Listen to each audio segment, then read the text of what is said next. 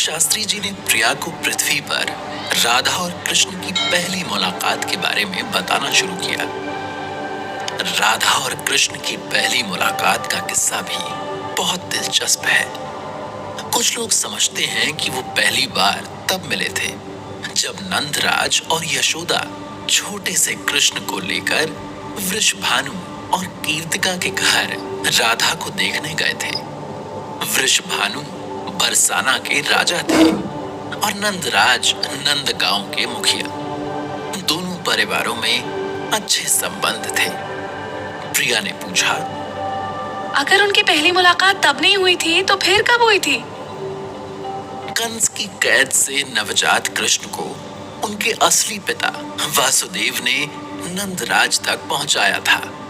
बस उसी समय राधा अपने असली रूप में कृष्ण से मिली थी। आपने कृष्ण के जन्म की कहानी तो सुनी ही होगी। उस दिन कितना आंधी तूफान आया हुआ था। बहुत तेज बारिश हो रही थी। आकाश में बिजली का कहर बरसा हुआ था।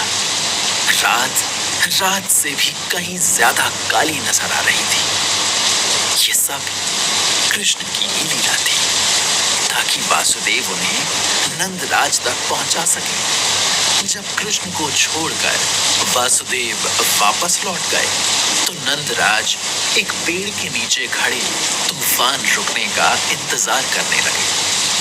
मन ही मन वो बुदबुदा रहे थे, न जाने क्यों आज मौसम इतना क्रोधित है कि शांत होने का नाम ही नहीं ले रहा। ऐसे में कैसे मैं इस नन्हे से शिशु को अपने घर तक सुरक्षित ले जा पाऊंगा।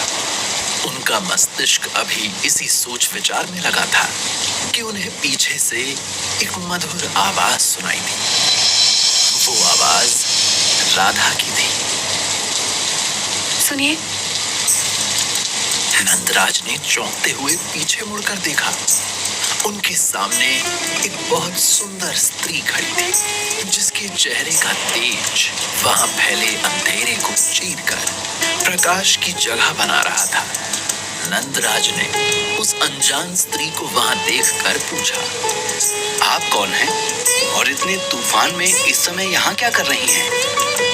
मैं कौन हूँ ये जानना आपके लिए जरूरी नहीं है। मैं यहाँ कृष्ण को आपके घर आपकी पत्नी यशोदा के हाथों में सुरक्षित पहुँचाने आई हूँ। नंदराज ने एक बार फिर हैरानी से पूछा, आप हमारे बारे में कैसे जानती हैं? मैं आपके बारे में नहीं, कृष्ण के बारे में सब कुछ जानती हूँ। अब लाइए, कृष्ण को मुझे दीजिए। राधा ने अपने दोनों हाथ बढ़ाकर कृष्ण को अपनी बाहों में ले लिया और फिर अपने आंचल में छुपाकर धीरे धीरे आगे बढ़ने लगी। नंदराज किसी शक्ति के सम्मोहन में बंधे उनके पीछे पीछे चलने लगे।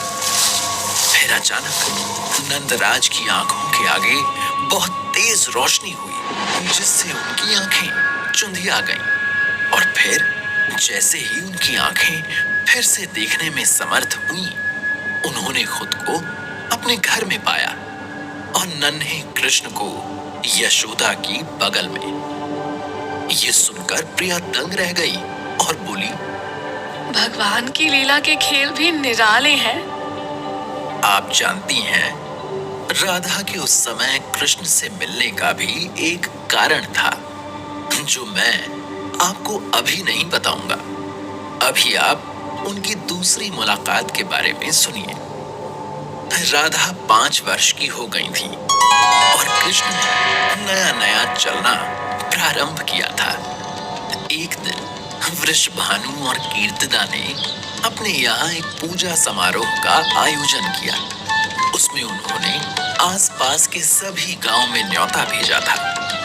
एक न्योता नंदराज और यशोदा के घर भी आया था।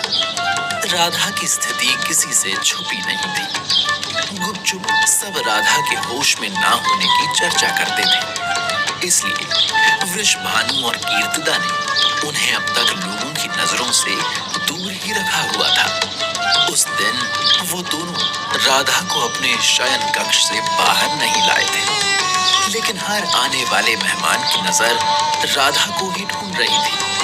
जब नंदराज और यशोदा उनके घर पहुंचे तो यशोदा ने कीर्तिदा से पूछा, राधा कैसी है? कीर्तिदा दुखी स्वर में बोली, वैसी ही है बहन। ये पूजा हमने इसी इच्छा के साथ रखी है कि वो जल्द से जल्द स्वस्थ हो जाए। तुम चिंता न करो, तुम्हारी इस पूजा का पुण्य तुम्हें जरूर मिलेगा। तभी यशोदा की गोद में कृष्ण नीचे उतरने को मचलने लगे। कीर्तिदा ने उन्हें देखकर कहा, कान्हा भले श्याम रंग का है, लेकिन इसके मुख से नजर नहीं हटती यशोदा। यशोदा अपने कान्हा के गालों को उचकारते हुए बोली, तुम्हारी राधा कौन सी रूप रंग में कम है? आज तक उस जैसा सुंदर मैंने कोई नहीं देखा। कृष्ण अब भी यशोदा की गोद से नीचे उतरने की कोशिश कर रहे थे। ये देखकर कीर्तिदा बोली, यशोदा, तुम कान्हा को नीचे उतार क्यों नहीं देती? अरे इतने लोग हैं यहाँ, इधर उधर हो गया तो कुछ नहीं होगा। मैं अभी एक सेविका को इसकी देख रेख में लगा देती हूँ। यशोदा ने कृष्ण को नीचे उतार दिया और फिर कृष्ण चलते चलते राधा के कक्ष में पहुंच गए। वहां एक पालने में राधा लेटी हुई थी। सेविका वहीं कक्ष के बाहर खड़ी होकर कृष्ण की निगरानी करने लगी। कृष्ण अपने नन्हे कदमों से चलते चलते राधा के पास पहुंचे और धीरे से उन्होंने अपना नन्हा हाथ राधा के हाथों पर रख दिया। ऐसा होते ही राधा की चेतना लौट आई और उन्होंने अपनी आंखें खोल दी। एक क्षण को दोनों के चेहरों पर असली कृष्ण और राधा की छवि उभर आई। राधा अपने मन ही मन में कृष्ण से बोली, बहुत इंतजार करवाया तुमने अपनी राधा को कृष्ण। वो इसलिए राधे ताकि तुम मुझे याद कर सको। वो तुम्हें हर क्षण करती हूँ कृष्ण। कृष्ण ने अपनी शरारती मुस्कुराहट के साथ कहा, पृथ्वी पर आते ही झूठ बोलना भी सीख गई हो तुम राधे। तुम ही तो कहती हो कि मुझे देखकर तुम सब भूल जाती हो। इस बात पर दोनों को ही हंसी आ गई। फिर अचानक से कृष्ण ने राधा का हाथ छोड़ दिया और राधा जोर जोर से रोने लगी। उनकी रोने की आवाज पूरे घर में गूंज रही थी। सेविका ने तुरंत जाकर इस घटना की सूचना वृषभानु और कीर्तिदा को दी। वो दौड़ते हुए कक्ष में आए। राधा को होश में देखकर उनसे अपनी खुशी संभाली ही नहीं जा रही थी। पूरे गांव में इस चमत्कार की खबर फैल गई। इस कहानी से भी प्रिया बहुत प्रभावित हुई। उसने शास्त्री जी से कहा, सचमुच उन दोनों का प्रेम बहुत लाजवाब था। अभी तो आपने उनके प्रेम के बारे में कुछ जाना ही नहीं। बताइए फिर, अगली मुलाकात उनकी फिर कब हुई? उनकी अगली मुलाकात तब हुई जब कृष्ण 6 वर्ष के थे और राधा 11 वर्ष की। राधा किशोरावस्था में पहुंच चुकी थी। उनका रूप और यौवन तो ऐसा था कि देखने वाला देखता ही रह जाता था। इस बार वो संकेत वन में मिले थे। संकेत वन नंदगांव और बरसाना के बीच पड़ता है। यहाँ पर देवी योग माया का मंदिर भी है, जिन्हें लोग संकेत देवी के नाम से भी बुलाते हैं। वो क्यों? क्योंकि योग माया संकेत देकर राधा और कृष्ण के संदेश एक दूसरे तक पहुंचाया करती थी। कृष्ण से मिलने से पहले राधा ने कुछ गोपियों को बात करते सुना। आज ना मैंने श्याम रंग के एक बालक को देखा और तब से मुझे ऐसा लग रहा है जैसे मैं अपना मन उसके ही पास छोड़ आई हूँ। तब से कोई कार्य भी मुझसे ठीक से नहीं हो रहा। हाँ सखी, मैंने भी उसे देखा और देखते ही मुख पर लज्जा आ जाती है। मन ही नहीं करता उस पर से अपनी आंखें हटाने का। मेरी तो पूरी देह उसे देखते ही सुख और आनंद से भर जाती है। इस गोपी की बात पर बाकी सभी गोपियां हंस पड़ी। राधा उन्हें कब से सुन रही थी। उसके साथ उसकी 8 सखियां भी थी। जानती हैं मैडम जी, ये 8 सखियां राधा के साथ ही गोलोक से पृथ्वी पर आई थी। राधा ने उन गोपियों से पूछा। तुम सब किसकी बातें कर रही हो? हम कान्हा की बात कर रहे हैं राधा, वही यशोदा मैया का पुत्र जो रोज किसी न किसी का माखन चुरा लेता है। कान्हा का नाम सुनते ही राधा का हृदय जोर जोर से धड़कने लगा। उनके कमल रूपी पैर कृष्ण तक पहुंचने की जिद करने लगे। उनकी आंखें अब सिर्फ कृष्ण को देखना चाहती थी, इसलिए बार बार पलकें झपककर वो राधा को अपनी इस इच्छा से अवगत करवा रही थी। राधा ने खुद को संभालते हुए उन गोपियों से पूछा, मेरी एक सखी चित्र बनाना जानती है, क्या तुम उसे बता सकती हो कि कान्हा कैसे दिखते हैं? एक गोपी ने राधा को छेड़ते हुए कहा। आय हाय, क्यों राधा, तुम्हारा मन भी कान्हा के बारे में उसे देखने को मचलने लगा? राधा ने उनसे झूठ बोलते हुए कहा, मेरा मन भला एक माखन चोर के लिए क्यों मचलेगा?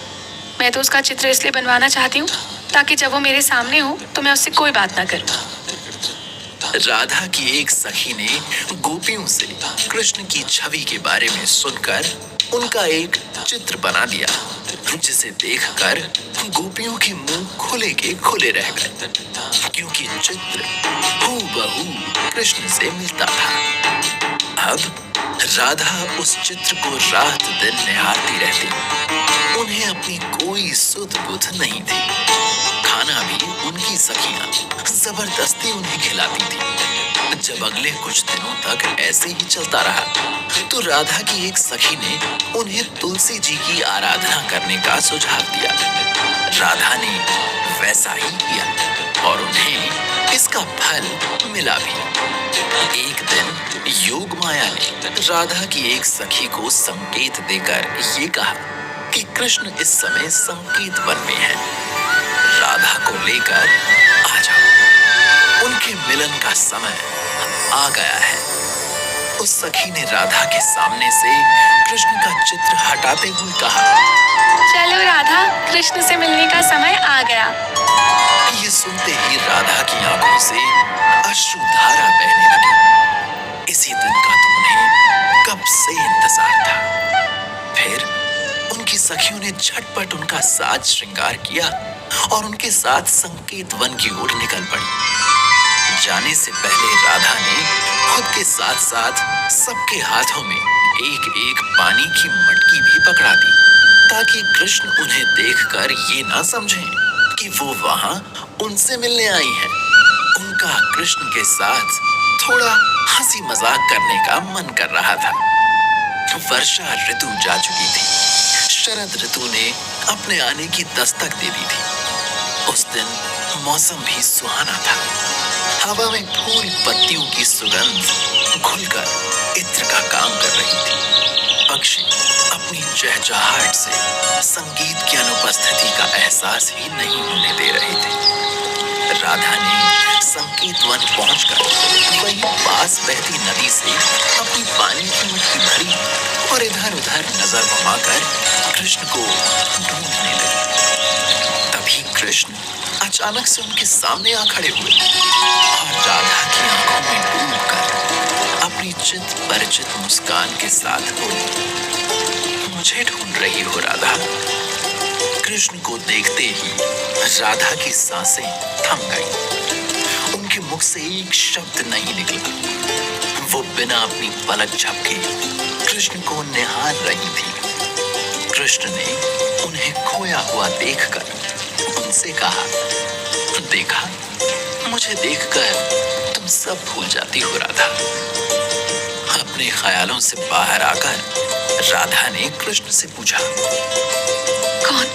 कौन हो तुम? कृष्ण समझ गए कि राधा का उनके साथ शरारत करने का मन है।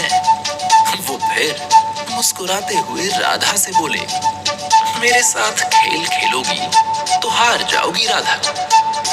मैं तो पहले से ही अपना सब कुछ किसी को समर्पित कर चुकी हूँ, इसलिए तुमसे हारने का भय नहीं है मुझे। अब बताओ, कौन हो तुम? मेरे एक स्पर्श से तुम मेरे बारे में सब जान जाओगी राधा। ये कहकर कृष्ण ने राधा को छूने के लिए अपना हाथ बढ़ाया। राधा 2 कदम पीछे हटते हुए बोली, अगर मुझे स्पर्श किया तो मैं अपने प्राण त्याग दूंगी। कर दो, मैं तो फिर भी तुम्हें स्पर्श करूंगा। और फिर कृष्ण ने राधा के दाएं कंधे पर अपना एक हाथ रख दिया और राधा के हाथों से पानी की मटकी छूट गई, जिसे देखकर कृष्ण बोले, तुमने तो सचमुच अपने प्राण त्याग दिए राधा। ये सुनते ही राधा कृष्ण के सीने से लग गई। ये सुनकर प्रिया ने हैरानी से पूछा, कृष्ण ने राधा से ये क्यों कहा कि तुमने तो सचमुच ही अपने प्राण त्याग दिए? पानी को भी प्राण ही कहा जाता है। असल में राधा चाहती थी कि कृष्ण उन्हें स्पर्श करे ताकि वो अपनी पानी की मटकी से मुक्त होकर कृष्ण की बाहों में समा सके। मगर वो ये बात कृष्ण से साफ साफ भी नहीं कहना चाहती थी, इसलिए उन्होंने इस तरह कहा कि सिर्फ कृष्ण ही उनका अर्थ समझ पाए। अमेजिंग! अब इसके आगे क्या? इसके आगे मैं आपको कृष्ण के प्रति राधा की दीवानगी के किस्से बताऊंगा।